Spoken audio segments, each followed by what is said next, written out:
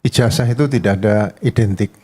Ijazah itu ya buktikan asli atau palsu. Nah, terima kasih. Jadi saya meluruskan saja, misalnya ijazah itu tidak ada identik. Ijazah itu ya buktikan asli atau palsu. Otentik, boleh nggak disebut itu? Otentik itu biasanya misalnya Super Semar itu cari yang otentik mana kan masih susah seperti itu. Jadi beda-beda. Ya. Jadi kalau SIM itu ya nggak ada SIM identik, nggak ada. Asli atau palsu gitu? Yang asli atau palsu udah itu. Jadi jangan dibawa ini identik nggak ada. Yang kedua misalnya ijazah dianalogikan dengan ada korban ditemukan mayat dan sebagainya. Inilah kejelian polisi-polisi yang memang pintar-pintar itu. Kalau menemukan mayat bayi di pinggir jalan itu pasti ada dugaan pidana. Tapi kalau ditemukan orang tua di sampingnya ada gerobak, ini mungkin pemulung. Ya itu nggak perlu diotopsi. Dilihat sakitnya apa di luar, ini sakit karena usia dan sebagainya. Tapi kalau bayi dikirim nanti ke mana? Ke rumah sakit, perlu visum luar atau visum dalam. Nah kalau bayi ya harus visum luar dan visum dalam. Berarti butuh keterangan ahli, ahlinya apa? Ahli forensik seperti itu. Ya, jadi tidak bisa dianalogikan seperti itu. Nah saya yang terakhir kaitan pasal 75 ayat 4. Jadi jangan lupa bahwa kaitan dengan memperbaiki dakwaan. Jadi tidak ada membuat dakwaan baru, tidak saya temukan di KUHAP. Membuat dakwaan baru, tapi memperbaiki dakwaan itu masih dalam taraf jaksa mengajukan berkas perkara pengadilan, kemudian surat dakwaan tadi mungkin ada kekurangan sesuai dengan pasal 75 ayat 2, ada nama, tanda tangan dan sebagainya situ. Nah, hakim melihat perlu diperbaiki. Nah, hakim sudah menentukan. Setelah diperbaiki, hakim menentukan sidang tanggal 15. Nah, tanggal 8 perbaikan sudah masuk, itu 7 hari. Kuncinya di situ. Ya. Kemudian kalau dengan putusan sela ini 206 yang tepat. Ya. Tapi 206 kan dinyatakan dakwaan jaksa terhadap berkas perkara Dr. Tifa dinyatakan batal demi hukum. Jaksa diberikan perlawanan ke pengadilan tinggi. Ya, jadi tidak dikatakan membuat dakwaan baru. Ini dakwaan batal demi hukum, ibarat mobil tabrakan hancur total, nggak mungkin diperbaiki. Udah selesai gitu loh. Jadi bisa ngajukan banding ke pengadilan tinggi. Jadi itu supaya jelas tidak membingungkan ini pasal 75 ayat 4 atau pasal 206. Yang jelas ini pasal 206. Itu saja, terima kasih. Oke, Pak. Terakhir, Bung Ferdinand, silakan. Terima kasih Mas Aiman. Saya sedikit mau menjelaskan tentang penerapan KUHAP supaya masyarakat kita juga mendapat pencerahan. Soal status terdakwa, ketika putusan ini telah diputuskan secara putusan sela, maka dinyatakan di sana batal demi hukum. Yang pertama itu sebelum kita bicara apakah status terdakwanya hilang atau tidak, atau nanti dalam dakwaan baru ini status saya apa, kata Dr. Tifa. Tentu kalau kita bicara KUHAP statusnya akan kembali menjadi terdakwa dengan dakwaan yang baru. Tetapi yang paling penting kita persoalkan sekarang adalah kapan pasal 206 itu bisa dipergunakan dan kapan pasal 75 ayat 4 itu dipergunakan oleh jaksa. Sepemahaman saya, ketika putusan itu menyatakan batal demi hukum, maka yang patut dipergunakan itu adalah pasal 206. Apa itu sih? Jaksa harus melakukan perlawanan ke pengadilan tinggi. Bukan memilih pasal 75 ayat 4 melakukan perbaikan terhadap dakwaan. Persoalan berikutnya kembali. Perlawanan bentuknya apa? Perlawanan bentuknya apa? Perlawanan itu banding istilahnya. Perlawanan kembali ke pengadilan tinggi. Putusan sela itu bisa dibanding? Bisa ke pengadilan tinggi. Ketika jaksa benar-benar yakin kami tidak salah menyusun dakwaan. Pertanyaan berikut adalah yang paling kita harus khawatirkan, bagaimana kalau ternyata setelah jaksa meregistrasi mendaftar ulang perkara dengan dakwaan yang telah diperbaiki, ternyata masih tidak cermat memenuhi pasal 75. What's going on? Apa yang akan terjadi? Nggak ada putusan sela lagi kan?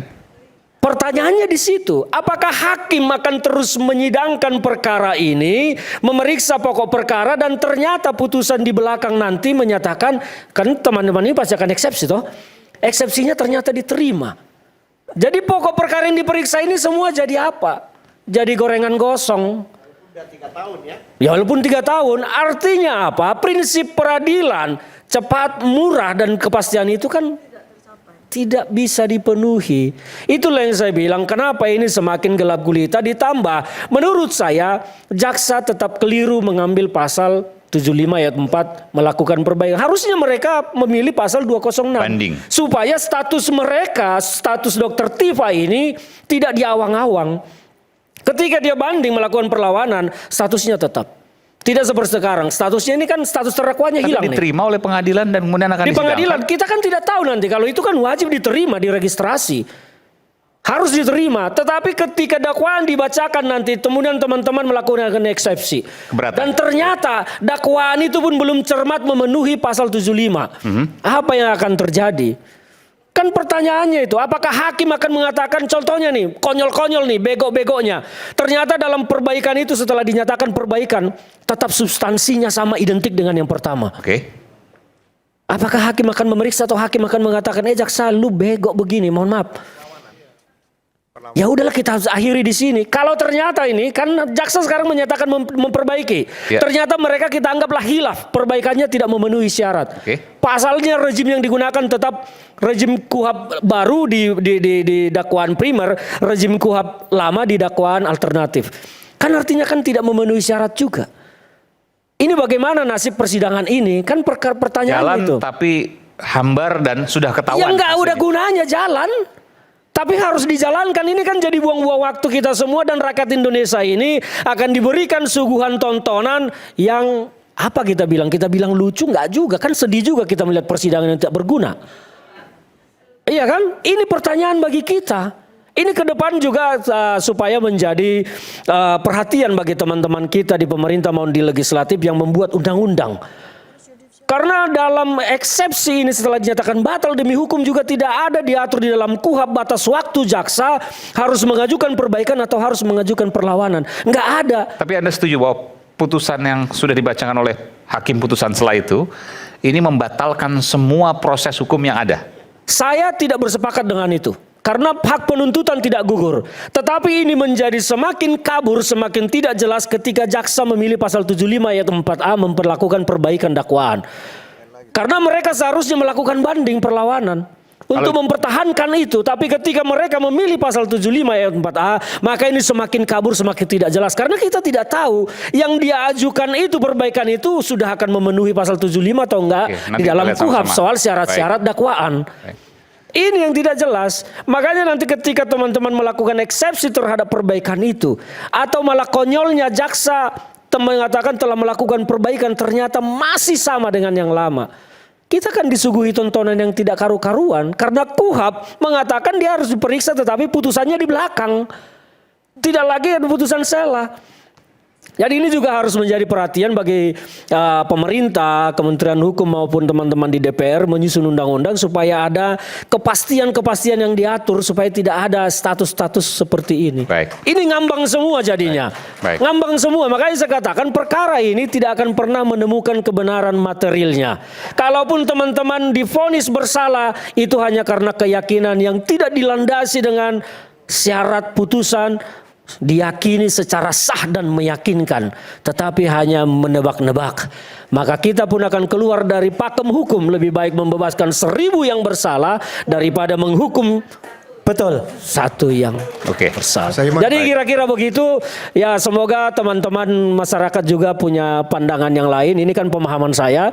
Saya tidak tahu pemahaman teman-teman yang lain. Ada Prof Bais di sini. Ya mohon izin Prof, saya jauh sekali dari Prof. Tapi itu pemahaman saya. Mudah-mudahan masyarakat juga tercerahkan. Silakan berpendapat juga. Terima kasih dari saya. Oke. Sedikit ya, Prof. Ya. Jadi pasal 206 itu sudah mulai proses, ada dakwaan, kemudian ada perlawanan.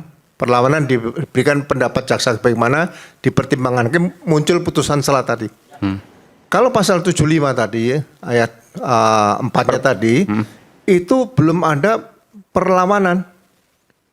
Jadi itu kalau diajukan perbaikan, hanya nama, tanda-tanda sebagainya, kemudian kalau ada keberatan dari terdakwa atau advokatnya, itu nanti tetap dilanjutkan sidang, kemudian ditampilkan nanti pada saat putusan akhir. Iya. Itu saja. Jadi sekali lagi Yang tepat adalah 206 bukan 206, 75 betul. ayat Baik. 4. Dia harus melakukan Harusnya perlawanan ke pengadilan berupa banding, banding ke di pengadilan tinggi. Betul sekali. Oke. Jadi bukan memilih 75 ayat 4 itu. Maka 754 itu semakin membuat perkara ini tidak jelas. Tentu ini kita akan menyimak bersama-sama nanti Kamis pekan depan tanggal 6 Agustus 2026 di mana akan dilangsungkan sidang perdana lagi terkait dengan Dr. Tifa.